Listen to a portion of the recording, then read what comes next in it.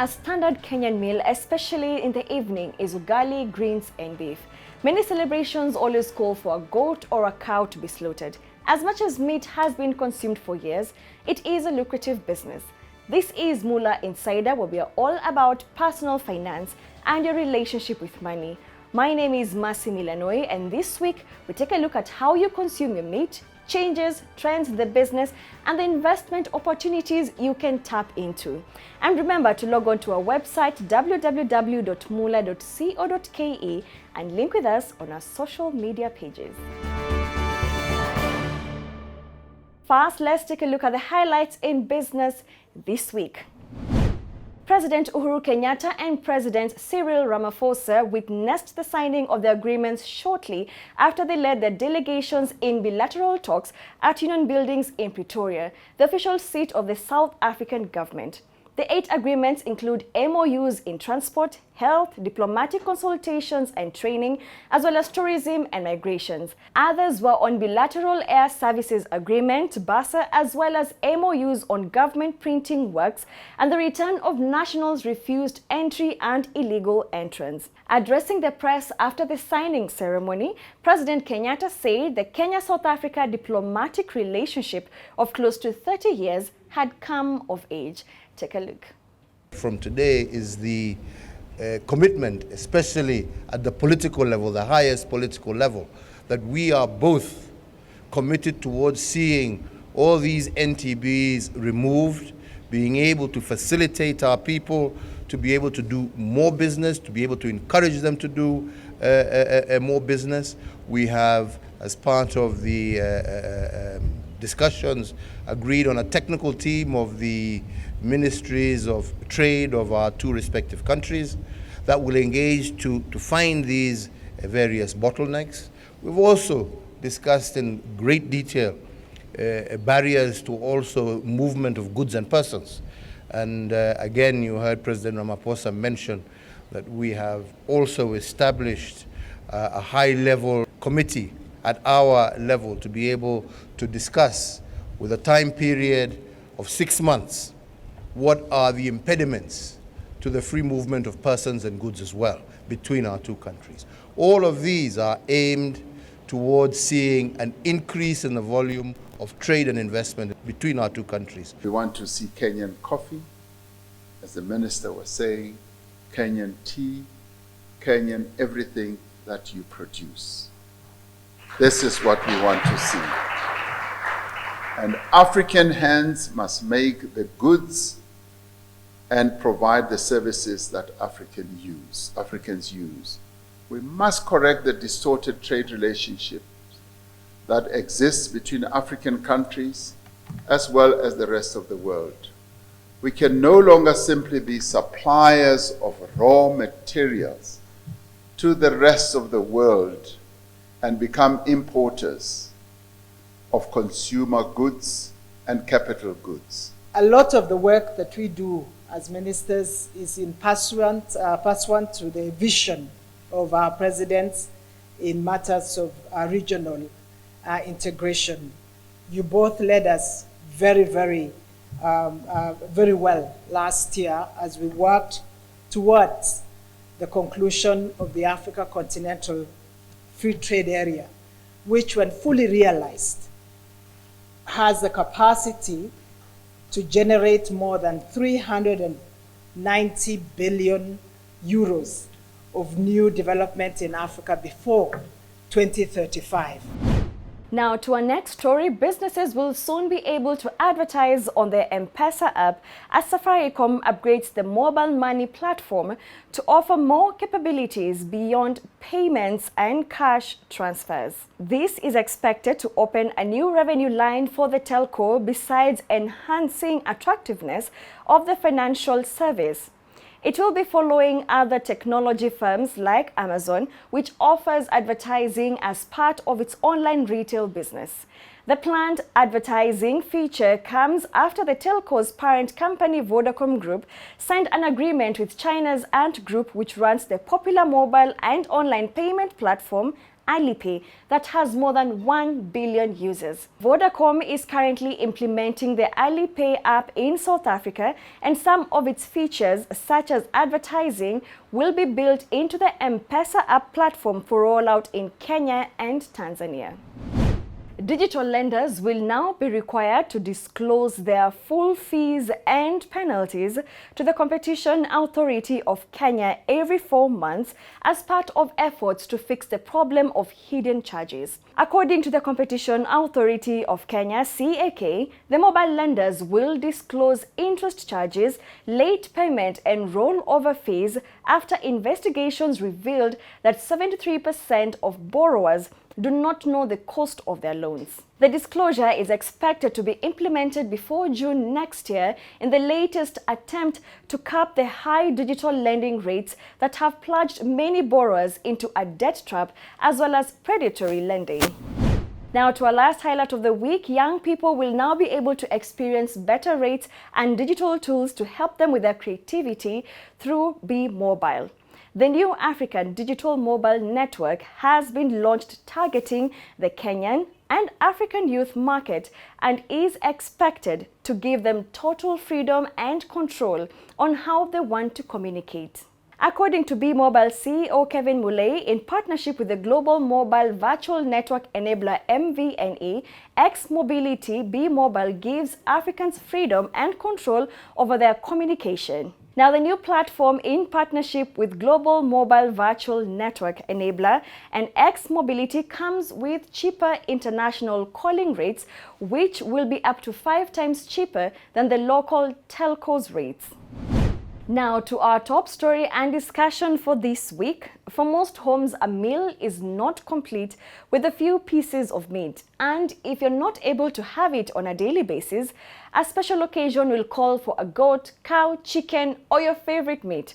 Apart from meat being a delicacy, it is a business that has been there for years. So what is driving the business? And what are the current trends in consumption and business practices in this industry? May Wahito tells us more. For many Kenyans, a meal is not complete without meat. From beef, chicken fry or stew, to fish, pork, or that weekly nyama choma with friends. Historically, Kenyans have always loved meat, and where it is not on the plate at every meal, it marks that special day of the week and is a crucial component of celebration. June Gathoni, director at Urban Fresh, knows this all too well as she's in the business of meat. Kenya is a meat-loving country, so I think it's just by the virtue that even as a foreigner, when you come here, the first place people will take you is a nyama choma joint. So just by the virtue of that we love meat as a country, and then as a diversifying our menu, meat is the main source of protein. So for most people, if I have a bit more in my pocket, of course I'll consider meat as something that I can be able to consume. The common consumed meat in Kenya is beef, chicken, goat, mutton, fish and pork, with camel consumption gaining traction in the recent years. According to the data compiled by Kenya Market Trust, a high-income household consumes an average of 98 kilograms of pork in a year, 39 kilograms of beef and 80 kilograms of fish. According to the data, a middle-income household consumes an average of 80 kilograms of pork in a year, 57 kilograms of beef and 66 kilograms of fish in the same period.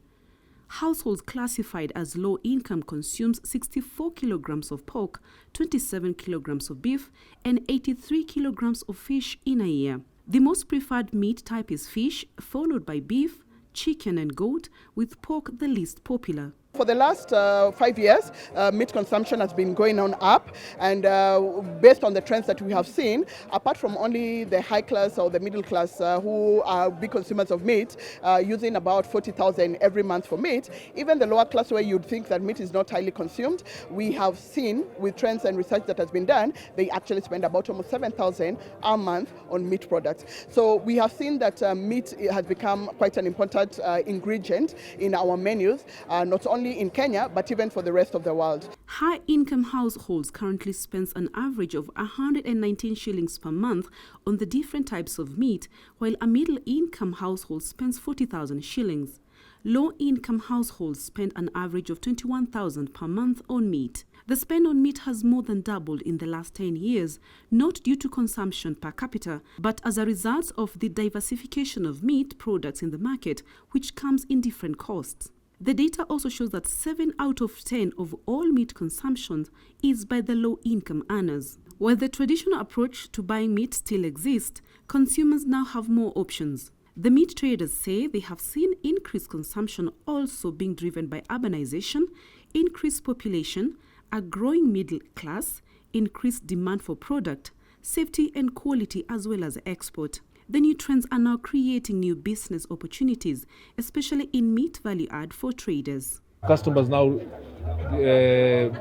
asking for more customized products and very unique tastes and preferences. So you have to, of course, if in this space, you have to adapt to that as well. So what you're doing maybe 20 years ago is not necessarily what you're doing right now, or in as far as though you're selling the meat is concerned. So it's not as general as it was before.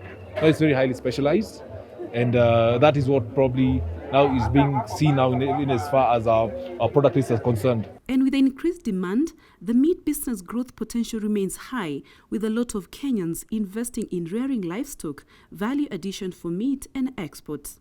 At the moment, Kenya meat annual deficit stands at 300,000 metric tons.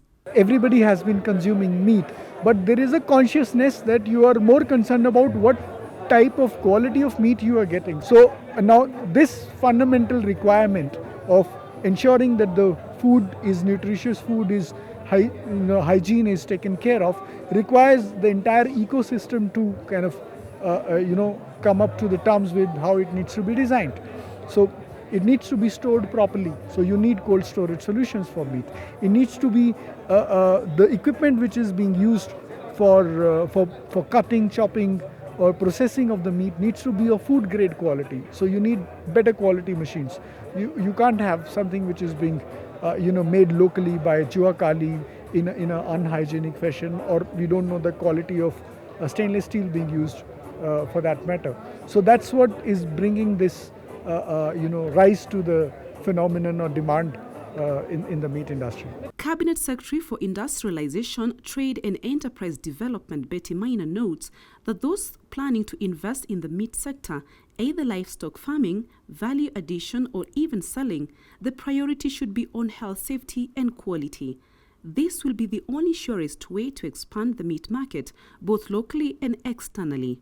Both the Bureau of Standards and KENAS are responsible for the provision of the framework for quality assurance in the market, in addition to the other regulatory agencies in the Ministry of Agriculture. These must work together to ensure that whatever product consumers are receiving has received the necessary certification. But I want to add that it's also the responsibility of the entrepreneur to ensure that they are compliant, because sometimes we think it's the responsibility of the regulators, but it's actually the responsibility of the entrepreneurs to ensure that what they are offering to consumers is certified. Now, there are different opportunities in the meat business. The common one being bringing meat closer to consumers through butcheries. So what does it take to set up a butchery? Well, first, there is no umbrella costing of starting a butchery. It depends on the size of the business and the preferred location. Some of the things to consider include a location, startup cost, target customers and suppliers. You also need to source for a licensed and reliable suppliers who offer the best prices. Those in Nairobi can source meat from slaughterhouses or suppliers from Nairobi City Market, Kajiado or Dagoretti, where there's a huge slaughterhouse that is licensed by the government. Now, apart from the business permit license, some of the business requirements include public health license or a health certificate. You also need the licenses issued by public health officials within your locality. Those handling meat are required to have a medical certificate. Now, the medical certificate costs about 500 shillings and can be obtained from the local hospitals or clinics. Now, food handling certificate, it costs about 600 shillings and should be renewed after 6 months. Now you need fire safety certificate. It costs about 3,000 shillings and is renewed annually. Single business permit. It varies from county to county. It is around 10,000 shillings per year for most counties. And of course, there are some basic equipment that you need. Now, apart from the licenses, there's some of the basic equipment that you will need for day-to-day running of the butchery. Now, these include fridges and freezers. You need a display counter, a weighing scale, sharp cutting or chopping knives, chopping boards, cleavers and hacksaws, wrapping material, butchery coat, butchery hooks, wooden lamp, meat cabinet, among others. That you need to run your first butchery as you start. Well, you're watching Moolah Insider, and remember, if you haven't watched our previous episodes or other stories, remember to check out our website www.moolah.co.ke for more stories and link with us on our social media pages. Coming up is another exciting episode of Pursuits. Now, in our episode of Pursuits this week is something different. In a few weeks, the holidays will be here with us. Already, shopping malls and even individuals have started decorating and getting into the mood of the holidays. However, as you look forward to closing the year and spending time with friends and family, remember, you can do it on a budget. Here are a few tips. Number 1. Clear your January bills before starting to splurge on your holidays. This includes rent, school fees, buy uniforms, books. Don't let January catch you off guard. Take advantage of offers. You can shop for Christmas and stock up your home supplies. The other thing you can do is carpool if you can. This way you save cost and even cost share the fuel. Take advantage of November offers and Black Friday for gifts and other supplies you may need for Christmas. Tell your friends and families your budget plan. Explain to your family that you're trying to stick to your budget, especially if you'll be significantly cutting down on your gift spending. Being open about your financial planning with your loved ones can help them be understanding of your need to uphold a debt-free Christmas. The other thing you can do is say no. Sometimes there are too many activities and gift exchanges, and you may simply need to say no. Basically. Also, host a Christmas potluck. Enjoy spending time with friends and families while sharing the expense of meal together. And this can apply when you go to Ushago. Now, with those a few tips to have a debt-free Christmas and not get into the January, let us take a look at the leading indicators this week, starting off with stocks and foreign exchange.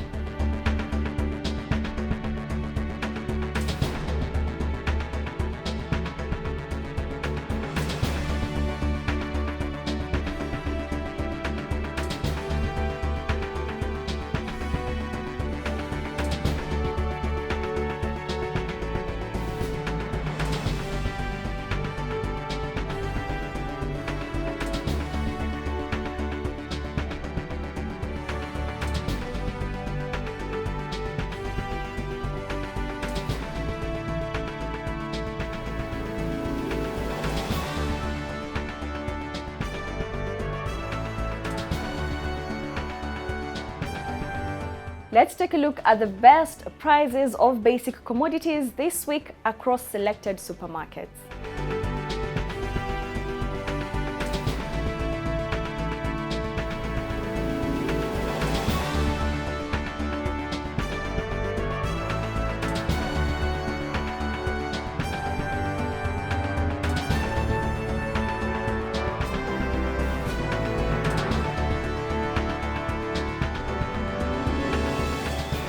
Well, that's all we had for you this week on Moolah Insider. My name is Masi Milanoi, and of course, it's been a great year to bring you 2 amazing seasons of Moolah Insider. And as we close the year, remember to have fun, be safe, and don't spend all your money. And remember, you can also invest in cows, goats, and in the meat business.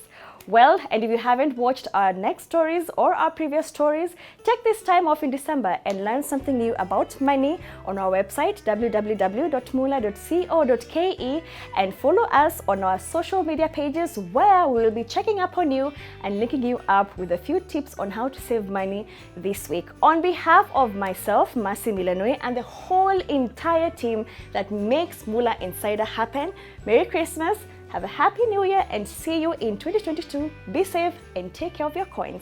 Bye-bye.